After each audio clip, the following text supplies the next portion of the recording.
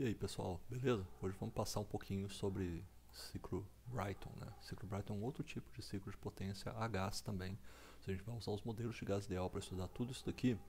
E tem uma questão, no ciclo Brayton, ele diferencia um pouco do ciclo diesel e o ciclo Otto, né? Então o ciclo Stirling, porque agora a gente está pensando no fluxo de massa, né? Não vai ter mais aquela massa que é constante, a quantidade fixa de massa, agora tem um fluxo fixo de massa que vai passar é, por todo o ciclo, né? E isso daí compreende então ele passando por alguns componentes que a gente estuda lá quando está fazendo a aula de volumes de controle. A gente começa a falar sobre compressor, fala sobre turbina, fala sobre outros dispositivos que existem que a gente modela, faz a modelagem de volumes de controle.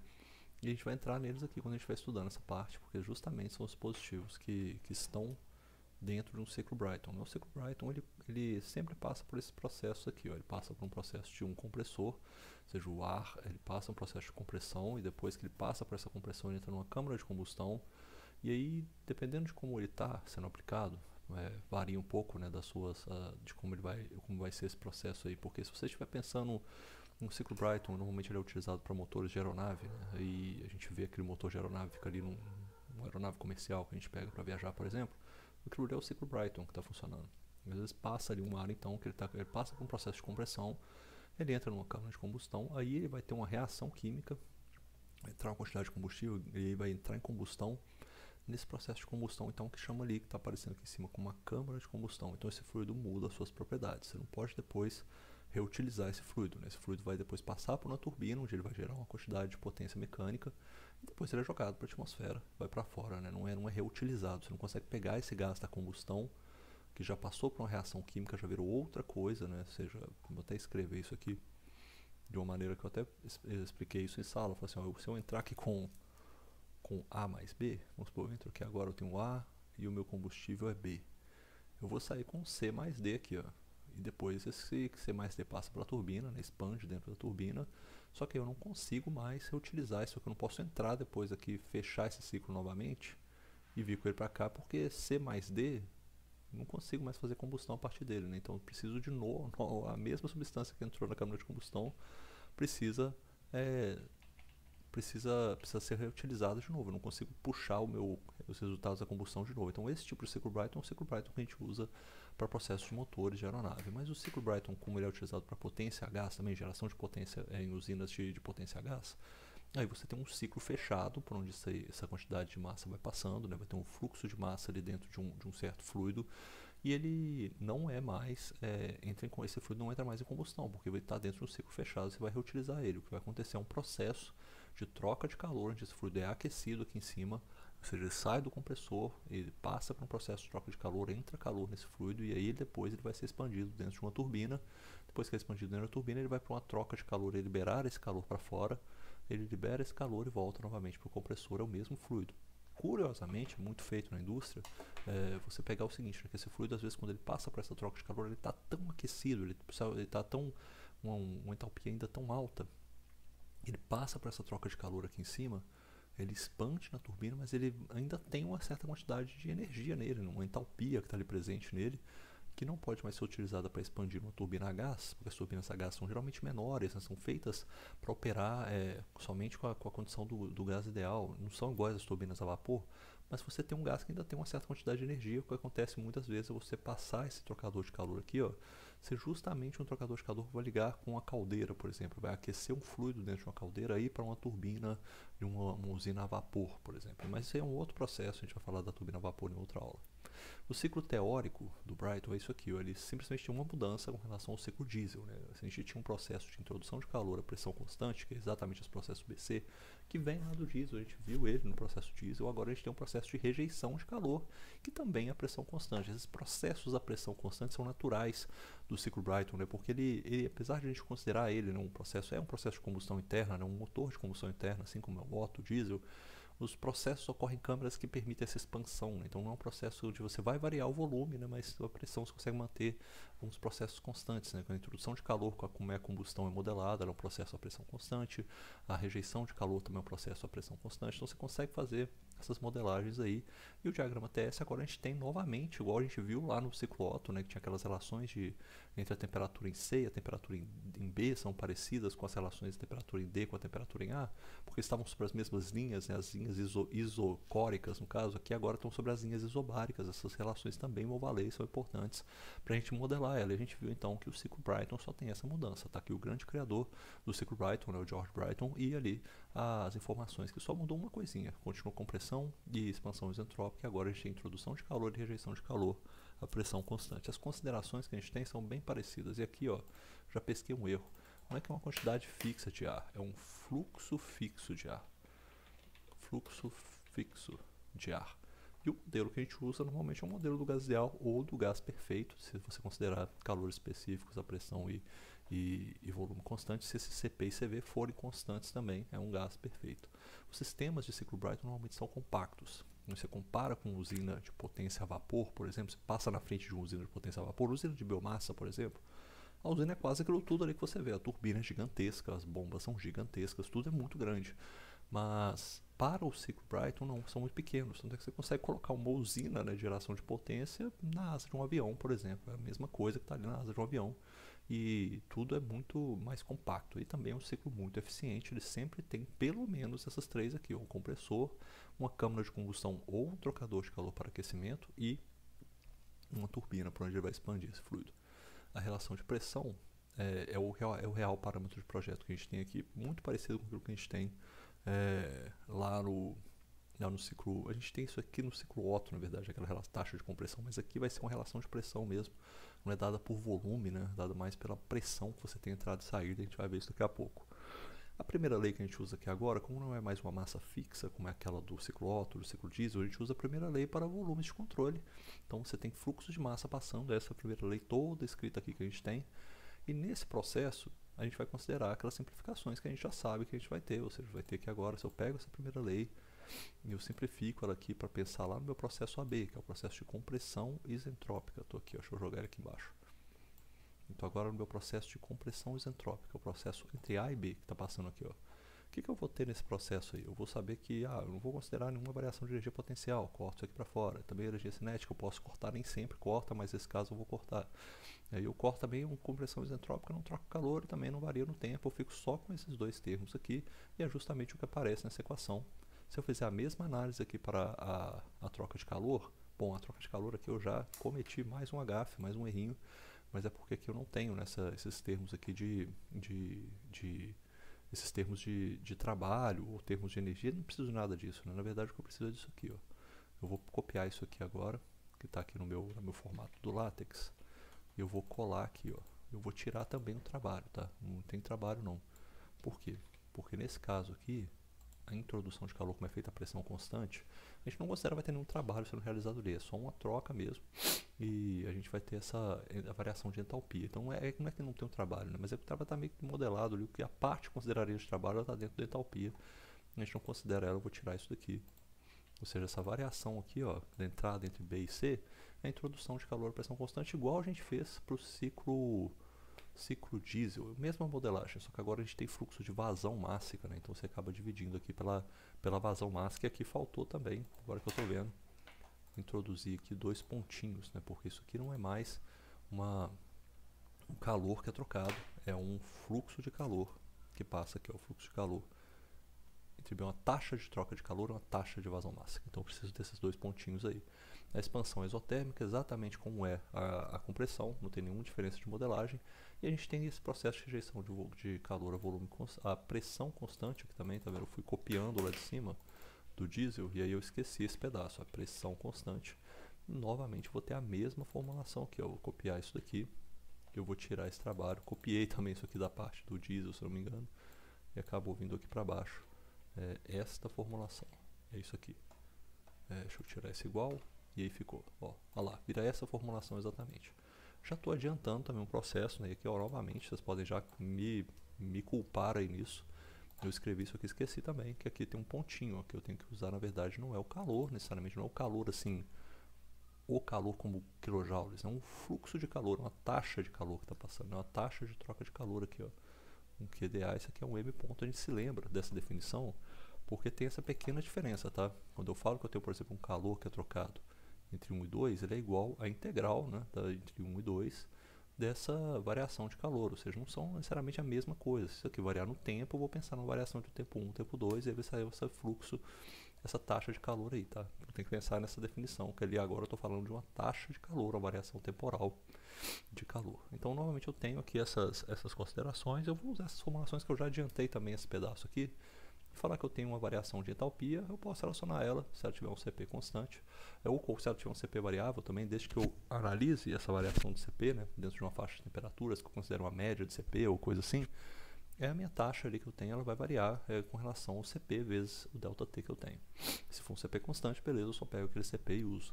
Mas a eficiência agora, falando da eficiência do ciclo Brighton, é a mesma formulação que eu uso para qualquer eficiência que a gente tenha. Sempre é o trabalho realizado sobre o calor que entra no final, cai nessa formulazinha aqui, 1 menos o calor que sai para a fonte fria, dividido pelo calor que entra pela fonte quente, a gente sabe que isso aqui, ó, é a mesma coisa que o nosso calor que vai para a fonte fria, isso aqui é o calor que a gente tira da fonte quente. A gente pode remodelar isso aqui. Aqui a gente tem aquela grande vantagem de que a gente vai ter esses CPs aqui, ó. CP é CP no numerador e CP no denominador. Então a gente corta os dois, fica só com as temperaturas e faz aquela simplificação que a gente já viu várias vezes, ó, só tirando aqui, dividindo por TA, e aqui vou dividir por TB. Vou ficar com esta formulação final aqui. Maravilha, né? Tá ótimo. E pelas relações, aí a gente pode usar uma informação boa, né? Porque agora a gente tem essas relações, a gente tem as relações isentrópicas que elas ocorrem, né, nos dois processos aí também de expansão. A gente vai usar elas aqui novamente agora para entender, mas a gente só pode usar relações isentrópicas em uma região. Tem que se lembrar disso também. Eu só posso usar relações isentrópicas, e aqui eu estou considerando relações isentrópicas também, para o caso de CP e CV constantes, tá? Isso aqui eu estou fazendo essa definição quando eu vou fazer essas deduções aqui de baixo. Se eu não tiver CP e CV constantes, as minhas relações que eu vou usar de isentrópicas, elas são dadas pela tabela A22, que é a tabela de gases ideais, e aí as relações que eu tenho que usar são aquelas, onde eu tenho a pressão reduzida e o volume específico reduzido. Tem que lembrar disso. Se eu tiver, por exemplo, um P1 sobre P2, ele é igual ao PR1 sobre PR2. Não pode usar esses valores. Se você tiver um gás perfeito, você não precisa dele, você pode usar as relações entrópicas que estão aqui já escritas no LaTeX, né, na formatação de equações mesmo. Se você não tiver um gás perfeito, se você tiver CP e CV variáveis, né, mesmo que não seja claro isso, tem que usar lá as formulações isentrópicas para os gases ideais que estão dados por esses valores que são tabelados para cada temperatura. Tá? Os valores que estão aqui são essas equações em verde, a gente vê elas nessas relações isentrópicas. Então, vou considerar que agora nessa dedução que eu estou trabalhando com um gás que é um gás perfeito. Vou até cortar isso aqui. Ó. Considerar que na minha dedução que agora o meu gás é um gás perfeito e o meu CP e CV são constantes, então eu posso usar aquelas formulações que dependem só do K, que é a razão de calores específicos, e o R. Então fica muito mais fácil usar. Na verdade o R nem aparece aí, né? Fica só o K sobrando. A gente tem essa relação aqui entre as temperaturas, entre A e B, que eu posso dar a relação em função da minha razão de pressões, e também aqui, ó, esse ponto entre D e C. Por quê? Porque eu sei que entre A e B eu tenho uma compressão isentrópica, e entre C e D eu tenho uma compressão também isentrópica. Eu posso usar esses valores aqui com uma certa vantagem. Vou fazer uma manipulação matemática que agora eu vou simplesmente multiplicar esses dois. Vou fazer uma multiplicação da parte de cima com a parte de baixo. Eu fico com isso aqui, ó, TB sobre TA vezes TD sobre TC, e aqui no lado fica tudo que eu tenho ali do outro lado, que é o PB sobre PA vezes PD sobre PC. Tem um detalhe aí, ó. O que é o PB, PB sobre PA? PB sobre PA está aqui nessa fórmula, talvez não fique muito fácil de ver, mas a gente tem aqui, ó, PB sobre PA. O PB não é a mesma coisa que o PA, o PC não é a mesma coisa que o PD, mas eu sei que o PB e o PC são a mesma pressão, e o PD e o PA são a mesma pressão. O que eu posso fazer nesse caso aqui, então? Se eu simplesmente, né, como estão aqui tudo multiplicando pelo outro, eu posso passar esse PD aqui para o lado de cá, e eu passo esse PB para o lado de cá. Aí vai ficar o que essa fórmula? PD sobre PA vezes PB sobre PC. E aí, só de olhar aqui para o gráfico, eu já sei, olha só, PB e PC são a mesma coisa, PA e PD são a mesma pressão também. Então, esses dois aqui, ó, esse aqui corta com a de baixo, esse aqui corta com a de baixo, fica tudo igual a 1. Sobra 1 na minha fórmula, não tem nenhuma distinção aí, né? Só uma manipulação já saiu que essas razões de pressões multiplicadas são igual a 1. Ou seja, esse termo aqui de temperaturas é igual a 1 também, ou seja, um é igual ao inverso do outro, que é exatamente o que está mostrado aqui embaixo. E a gente pode manipular mais uma vez, que é simplesmente passar esse TA para cima, daqui o TC para baixo, vira TB sobre TC, TA sobre TD.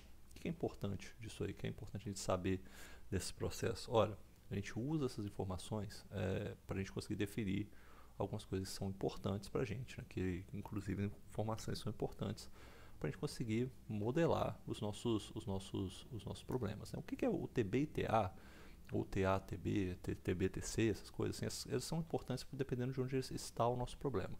Se a gente pensa, por exemplo, aqui, vamos fazer uma linha de pensamento. O que seria, por exemplo, o PB sobre o PA? A pressão em B sobre a pressão em A.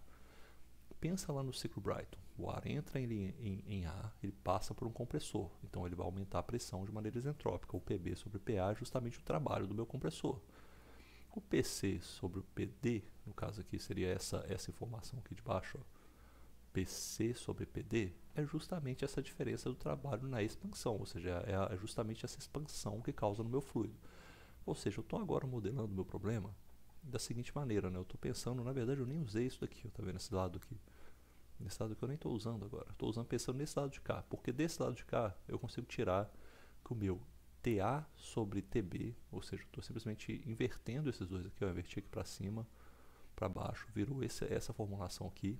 Vou chamar isso de razão de temperaturas. Eu sei que pelas relações isentrópicas eu posso tirar algo parecido para as relações de pressão. Tanto o PB sobre PA, que é o trabalho da compressão, ou seja, isso aqui eu estou falando a diferença que é gerada na compressão, e essa diferença que é gerada aqui agora na expansão. Isso aqui, ó, é justamente o que vai ser causado, o efeito no fluido do trabalho do compressor, do trabalho da minha turbina.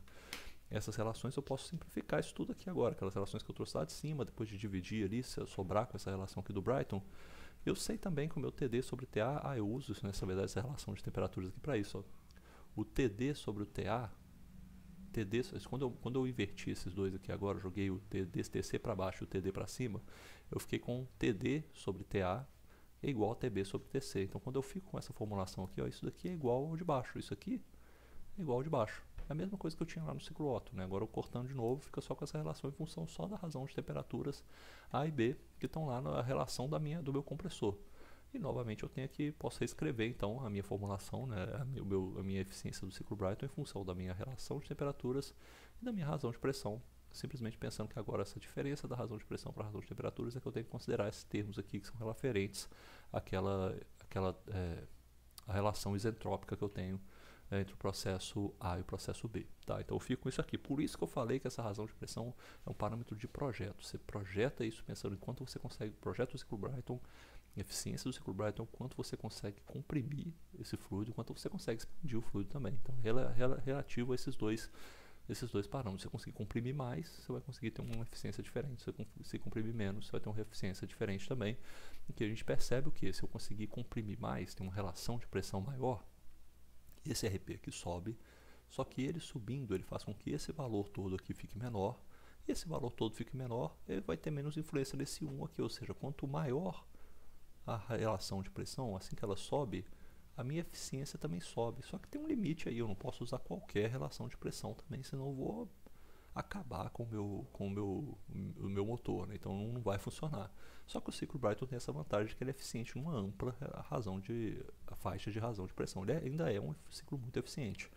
Se você quiser utilizar, então você pode utilizar para qualquer coisa. Assim, não é igual o ciclo Otto, que você fica lá naquela relação de pressões, taxa de compressão mais baixa, ou o ciclo diesel que você vai ter que operar nas taxas de compressão muito altas. Não, o ciclo Brayton opera lá para faixa, e você vai escolher como é que você vai querer utilizar o seu ciclo Brayton, na verdade. Você quer utilizar ele, por exemplo, com uma taxa de compressão muito alta ou uma taxa de compressão mais baixa? Vai depender, por exemplo, porque você tem limites, né, no seu fluido, né? Quando você faz o ciclo Brayton, ele sempre vai ter essa forma aqui, ó, essa forma desses perfis, seja você estiver fazendo no ciclo 1 ou no ciclo 2, você escolhe como você vai fazer, né? Qual que vai ser a taxa de compressão que você vai trabalhar. Então tem algumas limitações. Aqui você pensa que essas linhas tracejadas são linhas de pressão constante. a pressão de onde eu vou aspirar, ela normalmente não vai mudar tanto. Ela é uma questão de funcionamento. Eu vou projetar o ciclo Brayton motor para operar naquela condição, então ele sempre vai operar puxando o ar daquela pressão de aspiração. Isso aqui não muda. Outra limitação de projeto é a temperatura de saída, porque eu não posso chegar a uma temperatura muito alta que vai danificar e desgastar as peças do meu motor de aeronave, por exemplo, ou do meu gerador de potência. Então eu tenho que pensar nisso também. Se eu gerar uma temperatura muito alta, eu acabo danificando as minhas peças. Então isso aqui são duas limitações. Se eu defino, por exemplo, que eu quero começar o meu ciclo Brayton lá, eu quero jogar na mais alta relação de pressão que tem, eu não posso sair jogando uma relação de pressão que termina na pressão aqui em cima, por exemplo. Eu não posso chegar aqui, por exemplo, chegar até essa relação, até essa pressão aqui em cima, porque se eu chego aqui, eu vou expandir só um pouquinho, que eu vou acabar tendo trabalho, né, aquele trabalho de introdução de calor, vai ser só um pouquinho aqui, não entra muita coisa. Eu não posso chegar, por exemplo, nessa pressão aqui em cima, ó, porque se eu chego nessa pressão aqui em cima, já está acima da temperatura máxima que eu aguento.